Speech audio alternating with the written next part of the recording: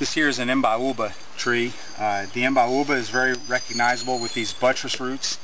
It has to have these buttress roots to support it because the wood is very lightweight, and it is one of the only woods in the Mata Atlântica which is really good for a friction fire. And we're discovering this right here, and there's just this little patch of jungle. I've got 7 of these trees, and if I go off down the way here a little bit, there's one that's fallen over. We're going to try and harvest some wood from that and make a friction fire with it. Okay, this here is a piece of Embauba buttress root, those supports that stick down into the ground, and I've already split it. I'm going to try and make a spindle out of this side and a fireboard out of this side. The wood is extremely light, and this is very promising. It's actually dry, seasoned, but not rotten, and it's dry.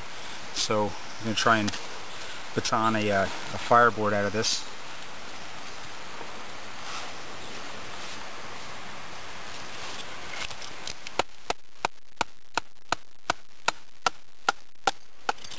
For the finish work of making the spindle and the fireboard, I decided to use my bushcraft knife. This wood is not easy to split with the machete. It seems like the grain is kind of strange inside the wood. But you can tell this wood is really, really light. Sometimes it's easier to brace the knife and just move the wood.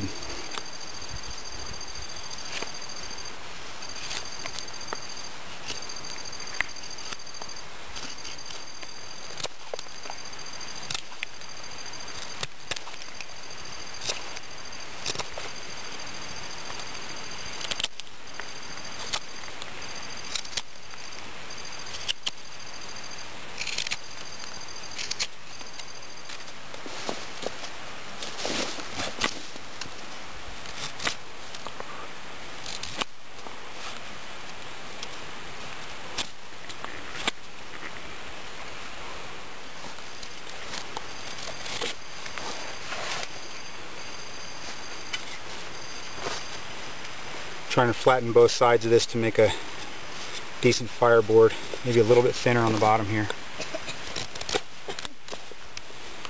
This knife, by the way, is a Bruceletto blade blank that my friend Gene up in Michigan gave me. Thank you, Gene. I hope I did this knife justice. I made the handle for it out of a piece of Brazilian hardwood here. It's a hidden tang.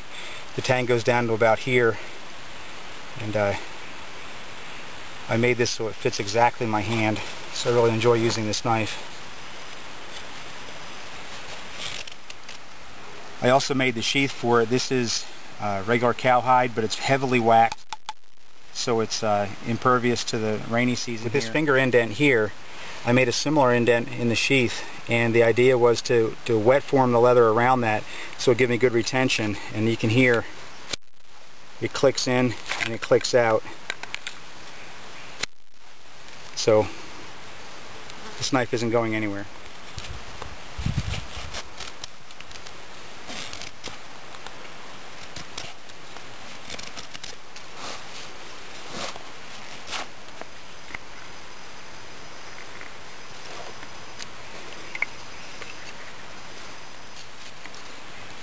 This is the top end of my spindle, which is usually more pointed than the bottom end. The point on the end reduces the friction against the bearing block. Well, the blunter end down here at the bottom increases the friction against the fireboard. So you have more wood rubbing against the fireboard. Now, I can feel this wood is extremely light. It cuts really easy, which is a rarity here in the Mata Atlântica. Most of our wood is hard as rock, or it's filled with resin. So cracking the friction fire code here has been a real challenge. It's always bothered me that I haven't been able to walk into the forest here yet and just make fire with my knife. And we are working on it. The coal I got recently, about 2 months ago, with Giuliano was a first. So hopefully with this set we'll actually get some combustion.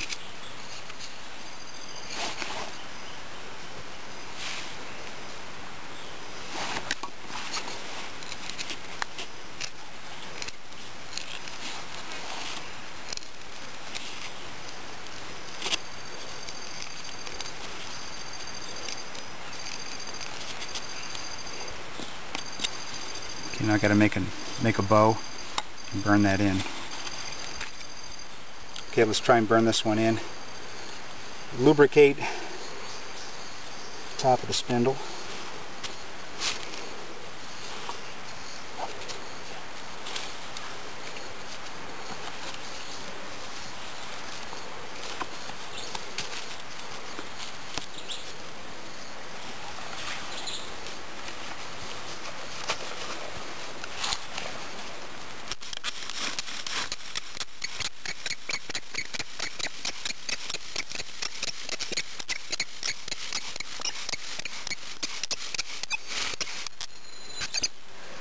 Where there's smoke, there might be fire. Okay, now we're going to notch the board.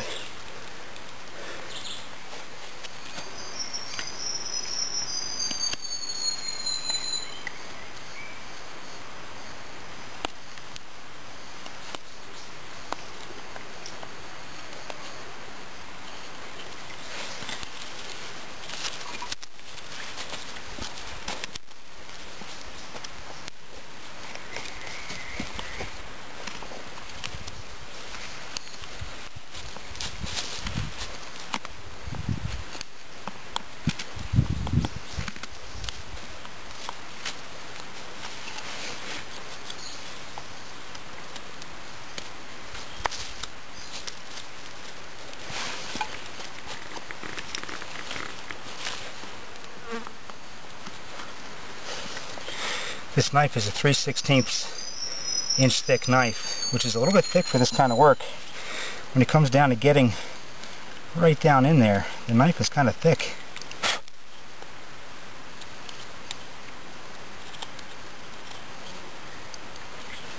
Let's clean that up a little bit. Okay, here's my notch. Let's see if we can get some, see if we can get an ember with this now.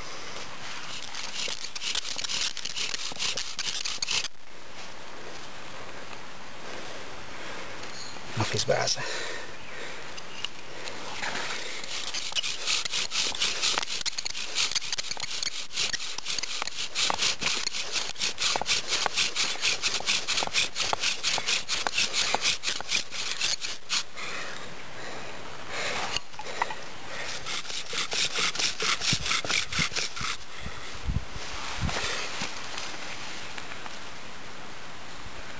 Ah, não fiz brasa.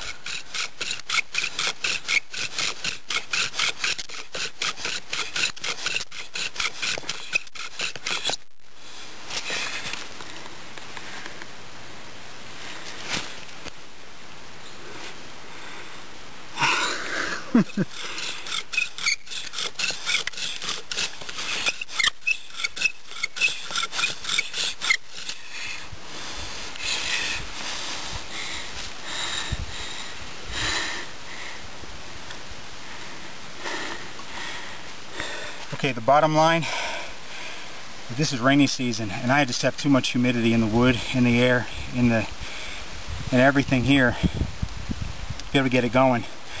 Maybe if I leave this out, leave this protected for another day or two, it'll dry out enough. But I have no doubt that Embauba is the correct wood I need to be using here. I've never found wood this light here in the Mata Atlântica. It's just, this is rainy season and it is just wicked damp, high humidity, and I can't get it to light. So I hope you enjoyed another failed attempt at friction fire in the Mata Atlântica. Thanks for watching.